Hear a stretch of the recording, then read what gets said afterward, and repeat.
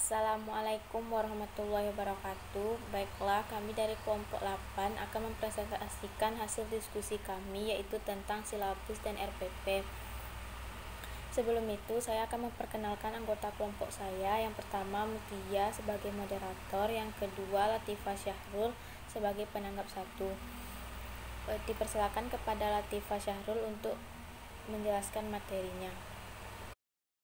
Baiklah, terima kasih saya ucapkan kepada moderator. Langsung saja untuk materi yang pertama, yaitu komponen silabus.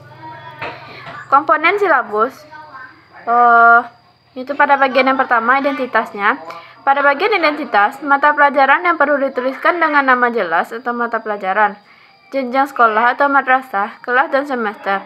Dengan informasi tersebut, guru akan mendapatkan kejelasan tentang tingkat pengetahuan prasyarat, pengetahuan awal, dan karakteristik peserta didik yang akan diberikan pelajaran. Selanjutnya, kompetensi inti.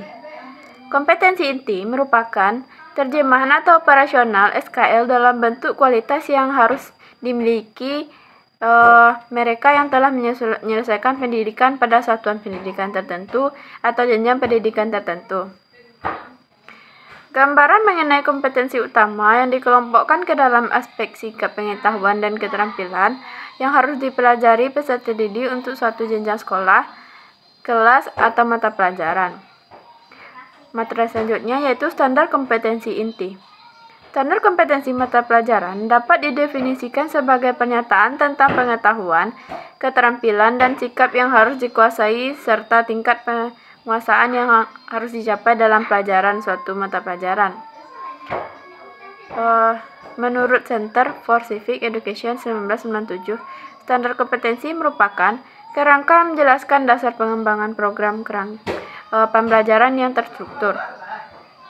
Standar kompetensi mata pelajaran diartikan sebagai kemampuan peserta didik dalam, yaitu yang pertama, melakukan suatu tugas atau pekerjaan yang berkaitan dengan mata pelajaran tertentu.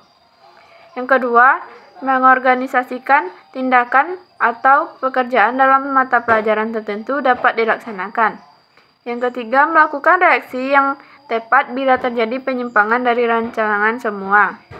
Yang keempat, melaksanakan tugas dan pekerjaan berkaitan dengan mata pelajaran dalam situasi dan kondisi yang berbeda. Baik, materi yang selanjutnya, kompetensi dasar. Kompetensi dasar menurut Khamsiatin 2008 adalah sejumlah kemampuan yang harus dimiliki peserta didik dalam mata pelajaran tertentu. Kompetensi dasar dijabarkan dari standar kompetensi. Pengembangan silabus dapat mengambilnya begitu saja dari standar isi yang sudah disusun oleh pemerintah pusat atau Kemendiknas. Materi selanjutnya, materi pembelajaran. Materi pokok adalah pokok-pokok materi pembelajaran yang harus dipelajari peserta didik sebagai sarana pencapaian kompetensi dan yang akan dinilai dengan menggunakan instrumen penilaian yang disusun berdasarkan indikator pencapaian pembelajaran. Materi selanjutnya, kegiatan pembelajaran. Substansi KBM sesungguhnya adalah pengalaman belajar peserta didik. Pengalaman belajar menurut Khamsiatin 2008 dirancang untuk dilibatkan proses mental dan fisik peserta didik dengan sesamanya, guru, sumber, dan media. Juga di lingkungan belajar lain demi pencapaian kompetensi. Pemanfaatan strategi pendekatan metode teknik dan teknik pembelajaran sangat menentukan pengalaman belajar peserta didik. Adapun hal-hal yang perlu diperhatikan dalam KBM adalah rangkaian kegiatan belajar secara berurutan untuk mencapai kompetensi dasar, bersifat hierarkis dalam menyajikan materi pembelajaran, tercermin dalam kegiatan belajar peserta didik. Selanjutnya, penilaian. Penilaian menurut Khamsiatin 2008 merupakan serangkaian kegiatan untuk memperoleh, menganalisis, dan menafsirkan data dari peserta didik dilakukan secara sistematis dan berkesinambungan, sehingga menjadi informasi yang bermakna dalam pengambilan keputusan. Alokasi waktu. Waktu di sini adalah perkiraan berapa lama peserta didik mempelajari materi yang telah ditentukan. Bukan lamanya peserta didik mengerjakan tugas di lapangan atau dalam kehidupan sehari-hari. Alokasi waktu diperhatikan pada tahap pengembangan silabus dan perancangan pembelajaran. Hal ini untuk memperkirakan jumlah jam tatap muka yang diperlukan. Penentuan alokasi waktu pada setiap kompetensi dasar didasarkan pada jumlah pelajaran per minggu dengan pertimbangan jumlah kompetensi dasar, keluasaan, kedalaman, tingkat kesulitan, dan tingkat pentingnya kompetensi dasar. Jadi, acuan dalam pengembangan silabus yaitu program tahunan dan program semester. Selanjutnya, sumber atau bahan atau alat belajar. Sumber atau bahan alat adalah rujukan, referensi, atau literatur yang digunakan dalam mengajar.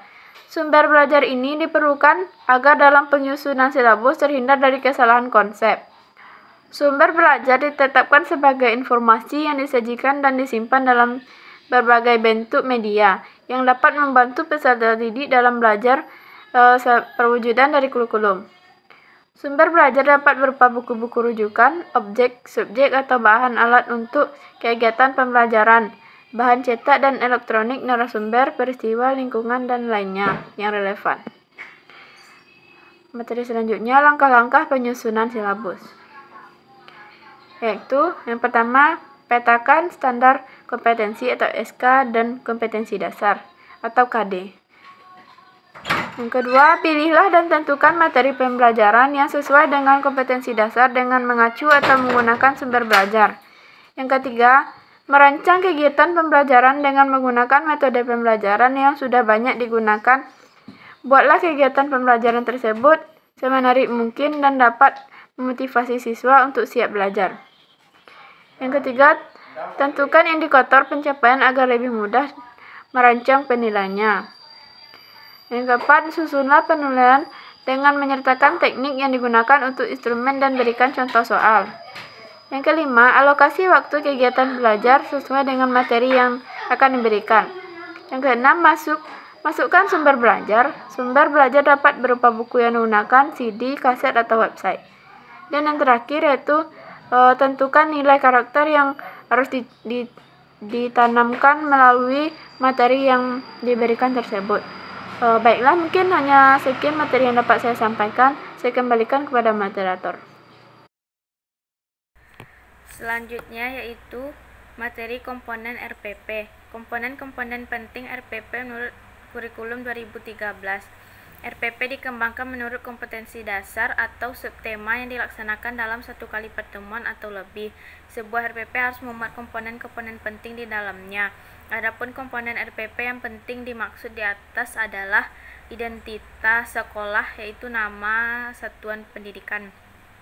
Yang pertama yaitu identitas mata pelajaran atau tema atau subtema, yang kedua kelas atau semester, yang ketiga materi pokok, yang keempat alokasi waktu yang ditentukan sesuai dengan keperluan untuk pencapaian KD dan beban belajar dengan mempertimbangkan jumlah jam pelajaran yang tersedia dalam silabus dan KD yang harus dicapai. Yang kelima, tujuan pembelajaran yang dirumuskan berdasarkan KD dengan menggunakan kata kerja operasional yang dapat diamati dan diukur, yang mencakup sikap, pengetahuan, dan keterampilan. Yang keenam, kompetensi dasar dan indikator pencapaian kompetensi. Yang ketujuh, materi pembelajaran memuat fakta, konsep, prinsip, dan prosedur yang relevan dan ditulis dalam bentuk butir-butir sesuai dengan rumusan indikator ketercapaian kompetensi. Yang kedelapan, metode pembelajaran digunakan oleh pendidik untuk mewujudkan suasana belajar dan proses pembelajaran agar peserta didik mencapai KD yang disesuaikan dengan karakteristik peserta didik dan KD yang akan dicapai. Yang kesembilan, media pembelajaran berupa alat bantu proses pembelajaran untuk menyampaikan materi pelajaran. 10. Sumber belajar dapat berupa buku, media cetak dan elektronik, alam sekitar, atau sumber belajar yang lain yang relevan. 11. Langkah-langkah pembelajaran dilakukan melalui tahapan pendahuluan, inti, dan penutup. Yang 11. Penilaian hasil pembelajaran. Selanjutnya yaitu langkah-langkah penyusunan RPP. Yang pertama, mengisi identitas RPP. Mengisi identitas sekolah atau nama satuan pendidikan. Identitas atas mata pelajaran atau tema atau subtema kelas atau semester, materi pokok, dan alokasi waktu. Alokasi waktu ditentukan sesuai dengan keperluan untuk mencapai KD dan beban belajar dengan mempertimbangkan jumlah jam pelajaran yang tersedia dalam silabus dan KD yang harus dicapai. Yang kedua, mencantumkan tujuan pembelajaran. Tujuan pembelajaran yang dirumuskan berdasarkan KD dengan menggunakan kata kerja operasional yang dapat diamati dan diukur, yang mencakup sikap, pengetahuan, dan keterampilan. Yang ketiga, mencantumkan kompetensi dasar dan indikator pencapaian kompetensi. Kompetensi dasar dan indikator pada setiap muatan pembelajaran seperti bahasa Indonesia, matematika, dan seni budaya sudah ada pada buku guru. Jadi dikutip saja, KD1 sikap spiritual, KD2 sikap sosial disesuaikan dengan kompetensi inti apabila belum ada pada buku guru. Yang keempat, mencantumkan materi pembelajaran. Materi pembelajaran memuat fakta, konsep, prinsip, dan prosedur yang relevan dan ditulis dalam bentuk butir-butir sesuai dengan rumusan indikator ketercapaian kompetensi. Kelima, memilih metode pembelajaran. Metode pembelajaran digunakan oleh pendidik untuk mewujudkan suasana belajar dan proses pembelajaran agar peserta didik mencapai KD yang disesuaikan dengan karakteristik peserta didik dan KD yang akan dicapai. Yang keenam, memilih media pembelajaran. Media pembelajaran berupa alat bantu proses pembelajaran untuk menyampaikan materi pelajaran. Yang ketujuh, memilih sumber belajar.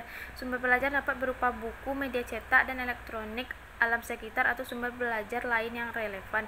Yang kedelapan, membuat langkah-langkah pembelajaran. Langkah-langkah pembelajaran dilakukan melalui tahapan pendahuluan, inti, dan penutup. Sekianlah hasil diskusi kami. Assalamualaikum warahmatullahi wabarakatuh.